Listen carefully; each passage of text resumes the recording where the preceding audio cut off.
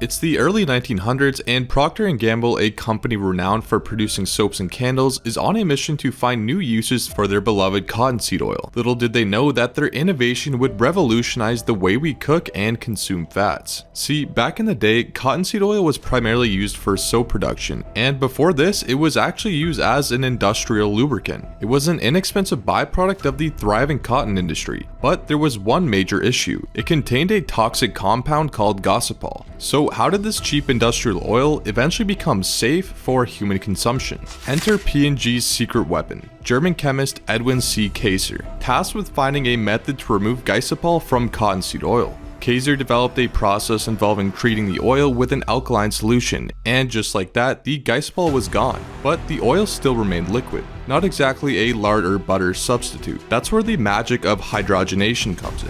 In 1907, P&G acquired the US rights to a groundbreaking process invented by the French chemist Paul Sabatier. Hydrogenation was the key to transforming liquid cottonseed oil into a solid, shelf-stable, and versatile fat. In 1911, P&G combined Kaiser's gossypol removal method with the hydrogenation process, giving birth to Crisco, marketed as healthier and seen as a more profitable alternative to lard and butter. I want me some Crisco too.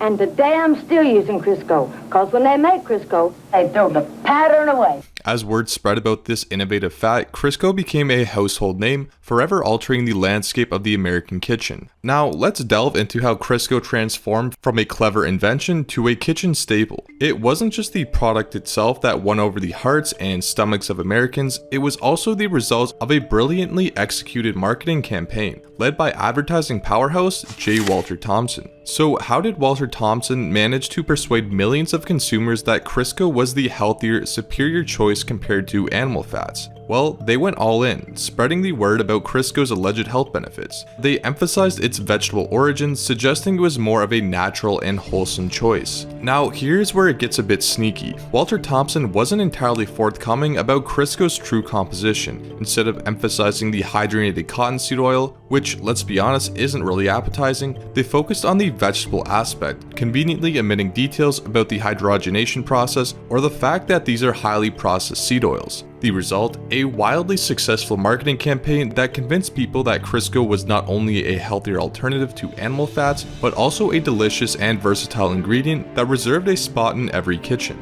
With Crisco's smashing success, the vegetable oil industry was on a roll. But as we know, most businesses like this are always searching for ways to cut costs and fatten their profits. So what did they do? They swapped out cottonseed oil for soybean oil. Picture this, soybean oil production is skyrocketing. The industry is booming and new players are elbowing their way in, each hungry for a piece of that sweet, lucrative pie.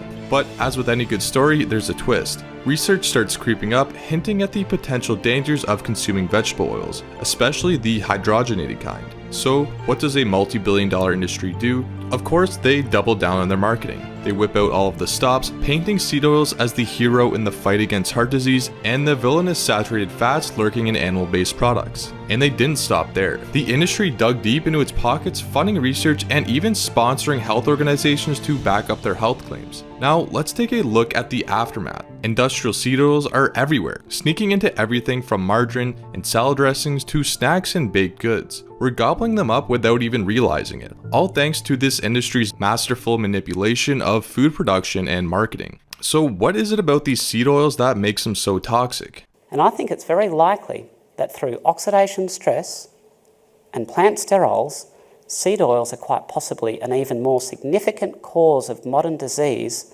than are carbohydrates and sugars. And when we look at the intake of polyunsaturated fat, which is a very good surrogate for seed oil intake, we can see consumption began to rise in the early 1900s, well timed to have a causal role in the epidemic of heart disease that followed.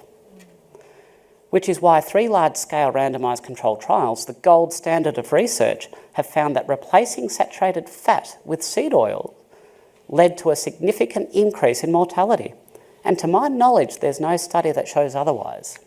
It's hard to wrap your head around the idea that something so widely used and promoted as healthy might have a dark side. But research has shown that vegetable oils, especially when heated or fried, can have pro-inflammatory effects. So what's the deal with vegetable oils and inflammation? A lot of it boils down to their fatty acid composition. Many vegetable oils like soybean oil and corn oil are chock full of omega-6 fatty acids. When we have too many omega-6s on our plate, it can throw off the delicate balance between omega-6 and omega-3 fatty acids in our bodies. And what does that do? It sets off an inflammatory response. When we use vegetable oils for frying, things get even dicier. High heat can cause these oils to oxidize and break down, forming nasty compounds called aldehydes. And these aldehydes, they've been linked to inflammation and oxidative stress, both of which can wreak havoc on our cells and DNA. Over time, when our bodies are constantly battling inflammation, it can lead to chronic diseases, including cancer. The connection between inflammation and cancer risk is well established. The very oils we've been told are healthier alternatives might actually be contributing to long-term health problems. The truth is that frying, especially in vegetable oils, can have some pretty nasty consequences. But it gets even worse.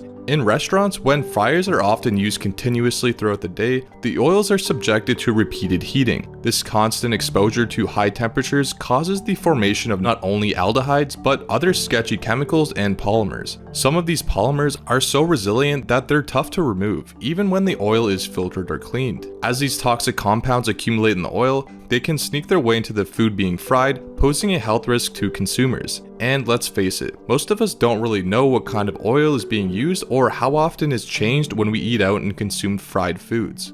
Now, let's dive deeper into the seed oil industry's manipulation. As we've seen, the seed oil industry is no stranger to using their clever marketing tactics and profit-driven motives to shape public opinion. But perhaps the most alarming example of their influence is their alliance with the American Heart Association. This partnership has had a significant impact on dietary guidelines and the way we perceive the healthfulness of vegetable oils. The alliance between the seed oil industry and the AHA has been extensive. Through funding, research sponsorship, and collaborations, the industry has effectively infiltrated one of the most trusted sources of health information in the United States. By aligning themselves with the AHA, they've been able to lend credibility to their claims and further promote the consumption of vegetable oils. But their reach does not stop there. They've also managed to influence government policy, shaping dietary recommendations that have far-reaching implications for public health. By working behind the scenes, the seed oil industry has been able to steer public opinion and government decisions in a direction that favors their products and profits. And this whole thing about villainizing saturated fat goes even deeper. Sometimes even a single study can have a profound impact on public perception, even if it's not entirely accurate. This was the case for Ancel Keys' research, which initially prompted vegetable oils as a healthier alternative to animal fats. Little did people know that this influential study had some serious flaws. Ancel Keys' landmark study, the 7 Countries study, aimed to establish a link between dietary fat intake and heart disease. The research found that populations with higher saturated fat consumption had higher rates of heart disease, leading Keys to conclude that saturated fats were the culprit. However, the study had some glaring issues. For starters, Keys only included data from 7 countries, even though there was data available from over 22 countries. When the complete dataset was analyzed, the correlation between saturated fat and heart disease wasn't even there. Moreover, Keys' research ignored conflicting evidence from other studies that didn't support his hypothesis. And it's also worth noting that the 7 countries study was an observational study, showing only a correlation. This means that while the study might have found a relationship between saturated fat intake and heart disease, it didn't necessarily prove that one caused the other. But not only this, since the study was actually shown to be fraudulent, and when the whole data set is analyzed, there's actually no correlation, meaning that there is most likely no causation. Despite these limitations, Keys' study gained widespread attention and heavily influenced public opinion, with the seed oil industry eagerly capitalizing on the findings to promote vegetable oils as the healthier choice. The flaws in the study were largely overlooked, and the narrative that saturated fats were bad and vegetable oils were good became firmly entrenched in our collective consciousness. Despite the mounting evidence against the health benefits of vegetable oils like canola, corn, and soybean oil, US dietary guidelines continue to recommend their consumption. So why haven't these guidelines changed? Well, one reason is that it's a deeply entrenched belief in the low-fat dietary approach, which has been promoted since the 1960s. Changing long-standing dietary recommendations can be a long and slow process, particularly particularly when it challenges ingrained beliefs and requires admitting past mistakes. Moreover, the influence of the seed oil industry on nutrition research, policy, and health organizations cannot be ignored. The industry's financial interest and the alliances that they've forged with organizations like the AHA have helped maintain the status quo and suppress critical voices calling for change. The persistence of misleading information and reluctance to revise dietary guidelines is a stark reminder of the importance of staying informed and questioning the official advice that we receive. So with all this talk about the dangers of vegetable oils, you might be wondering, what are all the healthier alternatives? Saturated fat often comes from animal sources. That means it doesn't contain plant sterols.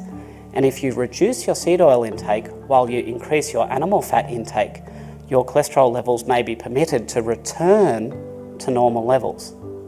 Not go high, because saturated fat's not making it go high, but it's the removal of the seed oils that's permitting the LDL to rise back to normal, healthy, physiological levels.